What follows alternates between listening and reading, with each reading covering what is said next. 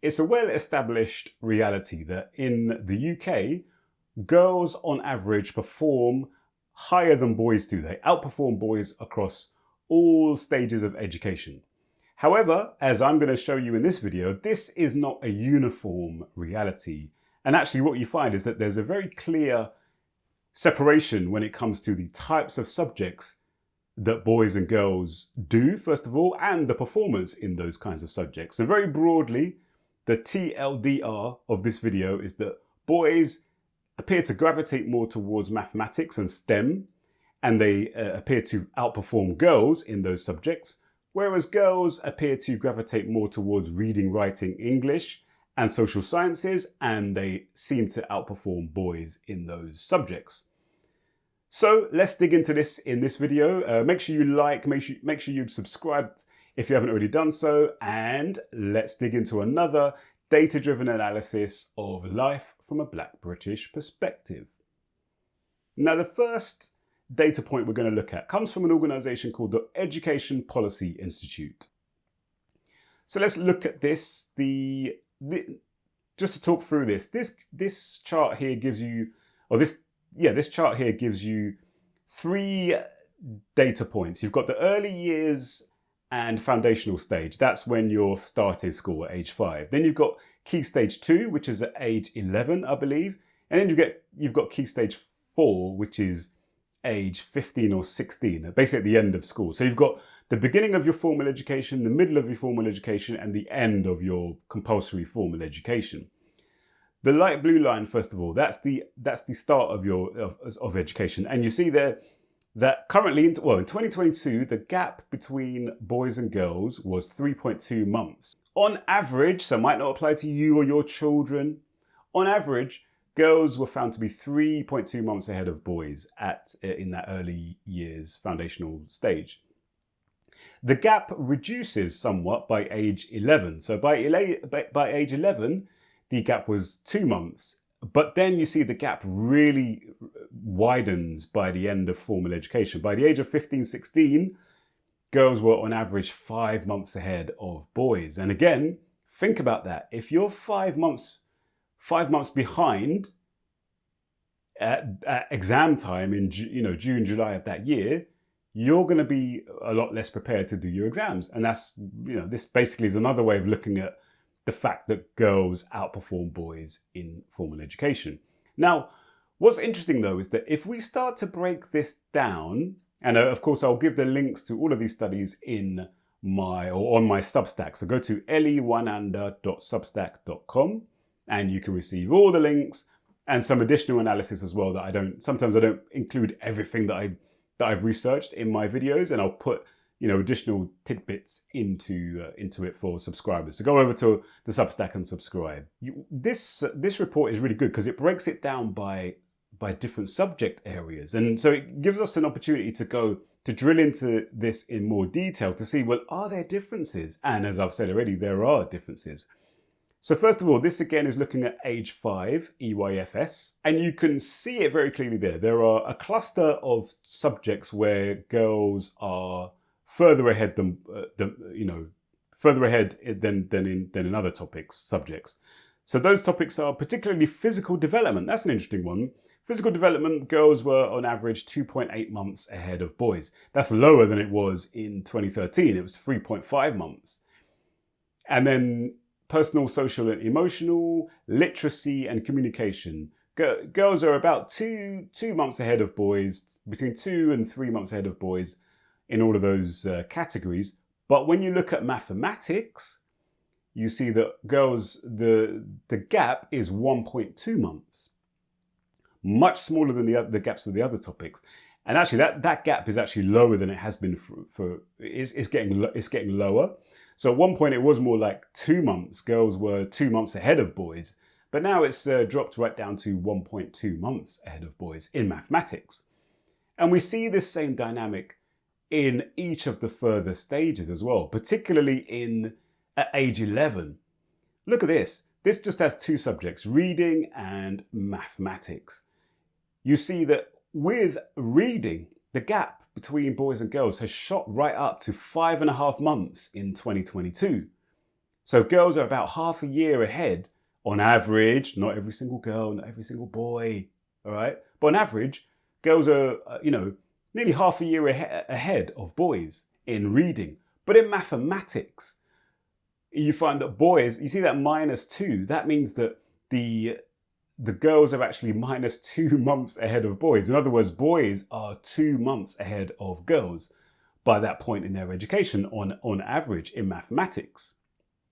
See, boys appear to do a lot better in mathematics than they are doing in these other subjects, reading, literacy, and so on. We see, though, a slight wrinkle here when you get to the end of Key Stage 4. And this is very dramatic, isn't it? The gap between girls and boys in English has stretched all the way out to 10 months. Girls are, on average, in 2022, were 10 months ahead of boys in English. So that's nearly a year ahead of boys in English.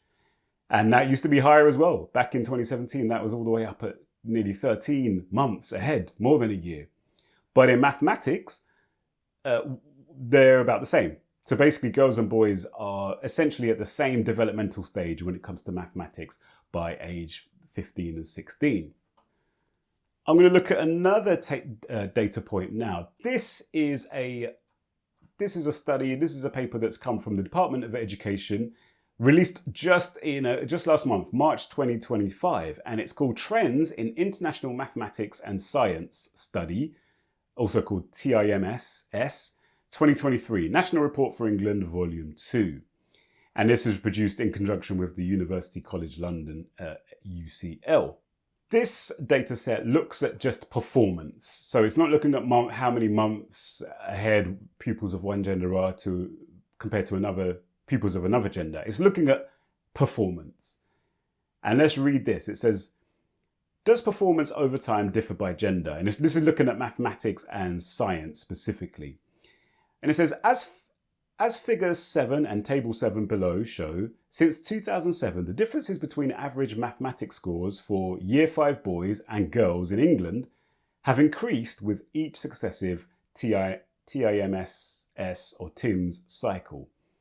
However, although boys' average scores have been consistently above those for girls, only in 2015 and 2023 have these differences been significant. So looking at Year 5, you'll see there that, as I've said there, boys, generally speaking, in the 20 years that these data sets have been being released, every 4 years that they do these releases. So boys have generally speaking been ahead of girls, but only marginally. And in 2015, the average score for boys was 549. The average score for girls was 543. And then you see here in 2023, the most recent data shows that boys are actually have stretched further ahead of girls by quite a distance. So the average score for girls was 543. The average score for boys was 561. And this is in year 5, by the way. So this is at age, I think that's age 11. Don't quote me, but I think that's at age 11, middle of education.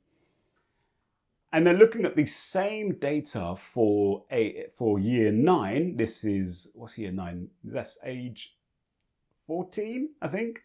So toward the end, to getting into the GCSE times, you'll see there, look at that. So again, it's been fluctuating. Sometimes girls have been ahead, sometimes boys have been ahead. But in 2023, for whatever reason, we have the biggest gap that we've seen in 20 years between girls and boys. The average score for girls in England was 512 in mathematics. And the average score for boys in mathematics in 2023 in England was 538, a very big gap there. When we look at science, we don't see quite as dramatic a picture here. We do see that in year 5, girls and boys basically achieving roughly the same, although boys have edged slightly ahead of girls in the most recent 2023 data, but it's statistically insignificant in 2023. In year 9, there is a statistical difference, statistically significant difference. That's a tongue twister, isn't it? But you'll see there that there have been 2 years where there's been a statistically significant gap between boys and girls. In 2003, the average score for boys in England schools was 550 compared to 538 for girls. And in 2023, you see that there was the average score for girls in science was 524. The average score for boys in science was 538. Another source I want to look at, it comes from the Education Data Lab. This is an excellent website that releases some very well thought out discussions of educational data. And you can see the title of this one is "Which A-level subjects have the best and worst gender balance?" So it doesn't go into outcomes, unfortunately, but it looks at subject choice, because one of the things that we need to factor in as well is, yes, performers, but also what subjects do girls and boys tend to go into? And we can see here, these are the 10 most popular A-level subjects in 2021 by gender. And the change from 2017 is shown in brackets. So for girls, you've got psychology, biology, mathematics, and sociology. For boys, you've got mathematics, physics, chemistry, and biology. So very clear, isn't it, that boys who do A-levels go straight for the STEM subjects. Those are the core STEM subjects, aren't they? Maths, physics, chemistry, biology. Biology is fourth for the boys. Whereas for girls, yes, you've got 2 STEM subjects, but at the top is psychology, and 4th place is sociology. Then you've got biology and mathematics in the middle. Another way of looking at this, as it shows here, is the gender balance in A-levels by subject in 2021 here. So you'll see there, obviously it's out of 100%.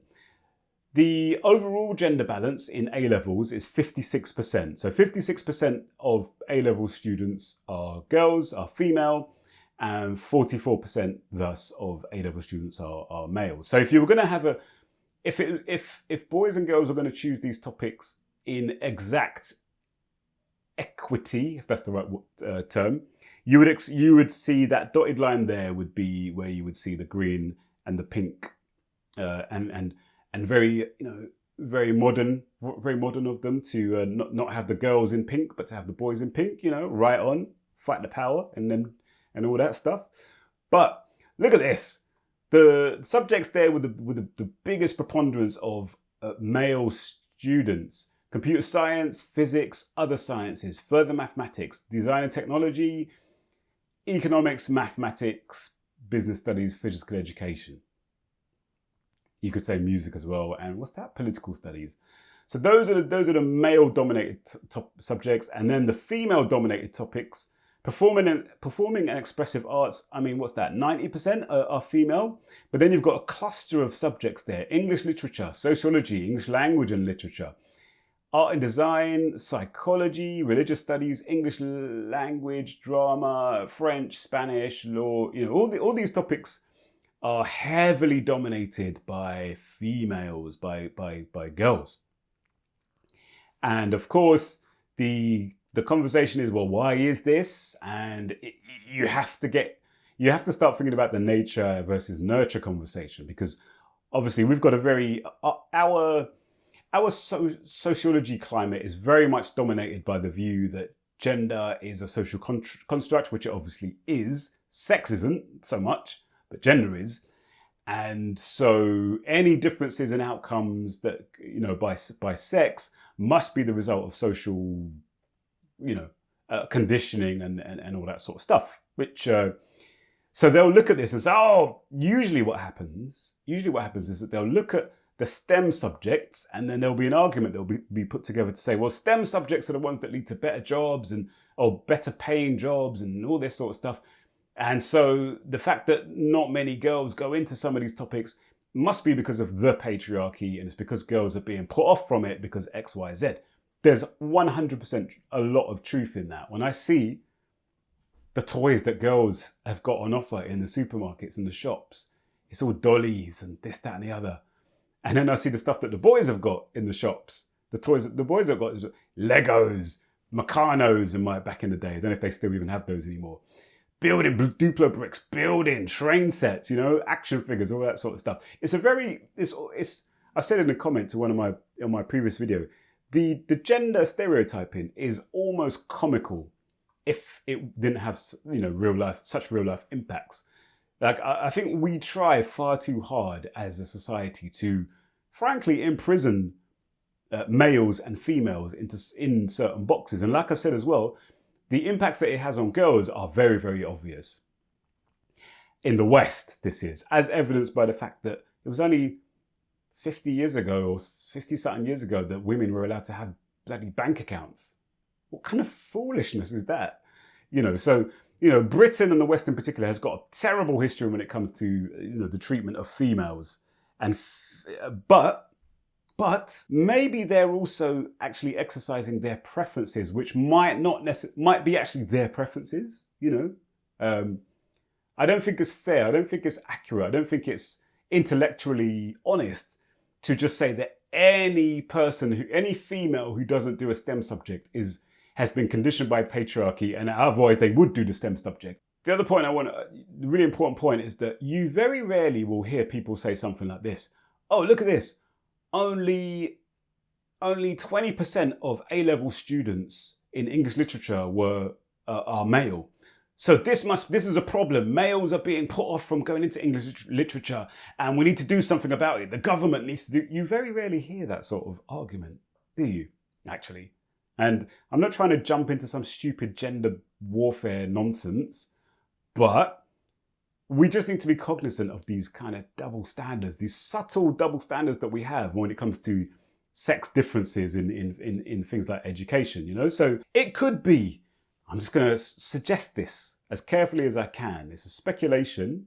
It could be that there's something about the way that boys' brains work, maybe, or brains and bodies work. And there's something about the way that girls' brains and bodies work. Potentially, there's an element of these differences that potentially could be rooted somewhat in our neurology, in our neurons, in our brains, and in our bodies. Maybe. That's not to say that those things are completely set in stone. So, there's genetics, but genetics isn't destiny. Genes are not destiny, and because there's also epigenetics, which is the influence that environment can have on how our genetics express themselves. So I'll give an example. Me, I'm someone who, I've always been a very, very, very, verbal person. I've always been a wordy person. As you can see, I'm just here going on, talking to strangers on the internet every other week. And I've always been like that. I've always been really good and really interested in reading and writing, devouring books, writing, ideas. I did media and cultural studies for my degree. I did development studies for my post-grad certificate. I did, thinking about A-levels, I did my 3 A-level choices. English language it was, history and media studies. Not a STEM subject in sight. I had to change English language to English literature because English language seemed a bit too technical for me. And I still got a U in English literature, by the way, because, little anecdote, I thought we were just going to be reading books like The Catcher in the Rye and, I don't know, stuff like that. Get into the English literature class now. They're asking me to read Chaucer. And to read Chaucer, the Miller's Tale it was, to read Chaucer, I had to you needed a dictionary to understand Chaucer, because Chaucer's English was ye olde English, even older than like Shakespearean English. And I was like, why are you getting me to read this nonsense? Then they got us to read Jane Eyre and these ridiculous books that I just could not get my head around. So it got to a point where to get to uni, I needed 18 UCAS points. And so that would either be a C, C and a C in my 3 A-levels. But I realised quickly that English literature was not going to happen. So I basically gave up on that. I got like a B in my coursework, one side of it, but I just tanked the exam. And so I focused completely on on history and media studies. And I got a B in history and an A in media studies. And I always remember, I don't know, maybe she'll be watching, but there was a friend of mine who me and these two, a friend of mine, another guy, and these 2 girls, we used to like study together, revise together, this, that, and the other. And I remember this girl, one of them, she was doing media studies as well. And I was so haughty and arrogant. I was like, of course I'm going to do better than you. And she got a B as well. And I was mortified. I was like, how did I not get an A? Anyway, but in my older age, I've become really into STEM. I've got really into mathematics, really into sciences, biology, neurobiology. I love all this sort of stuff. And I think what it is that we've got different, tendencies, I think we come into this world with different tendencies, but those tendencies can be nurtured and developed. And I think my parents always buy me books. They were very into books as well. So they always getting me books and encouraging me to draw and this, that, and the other. My parents nurtured that in me, whereas I think in some contexts, boys are pigeonholed to, no, don't get into reading, don't get into writing, never mind all that. Just go out and run around and action figures and this, that, and the other, perhaps. I don't know. And then also the other point is that, I'm pretty sure that's probably the case with girls. Girls who would otherwise be well into the STEM, well into the mathematics and so forth, who would be a lot more into the logic and finding patterns on an abstract level, are maybe not encouraged to go down that road because they'll be considered to be tomboys, perhaps. And so they're encouraged to go down the more touchy-feely, if you like, maybe, arts, drama, all that sort of stuff. And I think as a society, in the UK, we need to break out of these ridiculous straitjackets. I'm not someone who's like trying to say that, I'm not a complete constructivist by any means, but I do think that it's important for us to not, pigeonhole children too much when they're growing up. And we need to learn our children, learn what their aptitudes are, learn what their interests are, learn what their skills, their talents are, and encourage them in those strengths, but also encourage them to make sure that they don't ignore the other aspects, the other facets to their characters and to their personalities and their skill sets, I've become aware of or reacquainted with, to finish off with, there's an academic called Professor Simon Baron Cohen. You might recognize that surname. He's a cousin of Sacha Baron Cohen, or Borat, as you know him more. And he, a few years ago, before he presumably must have got shouted out by the quote unquote woke brigade, he argued that there's actually a connection between boys and autistic people and STEM subjects. And he argues that there are various characteristics which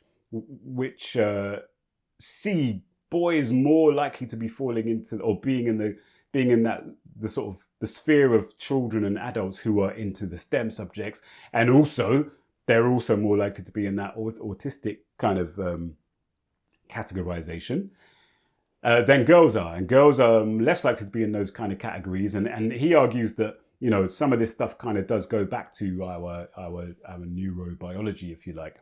So potentially in my next video, I'll go into that in a little bit more detail. I have bought his book, his most recent book here, which is called The Pattern Seekers, a New Theory of Invention, Human Invention.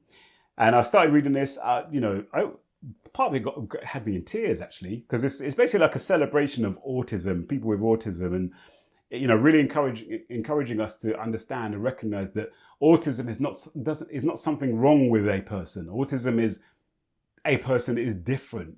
It's a label to label how people are different. And so I'm really looking forward to getting to that book. And I think that book will hopefully give us some tools with which to, understand and interpret some of these gender differences, sex differences in educational choices and outcomes. So stay tuned for that. In the meantime, let me know your thoughts on this video. Are you worried about this genetic determinism or biological determinism that maybe I'm kind of hinting at here? If so, holler at me. Let's get into this. And also remember, this is all averages. It's averages. We're talking about averages. So I'd hope to not see any comments in the videos on the lines of not all boys or not all girls, because you're just wasting data.